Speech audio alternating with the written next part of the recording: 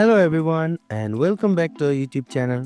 Today I will show you how to log into your GoDaddy account in just a few simple steps. Whether you are managing a domain or updating your hosting plan, logging in is your first step. So let's get started. First of all, you have to open the web browser and after that go to GoDaddy's official website, which is www.godaddy.com. And this is where you will log in to access your account. And once you have landed on the home page, look for a hamburger option which is located at the top left corner of the screen. And once you click on it, you will see an option of account, so click on it. After that, you will be landing on this sign in page where you have to enter the username as well as password in order to sign in.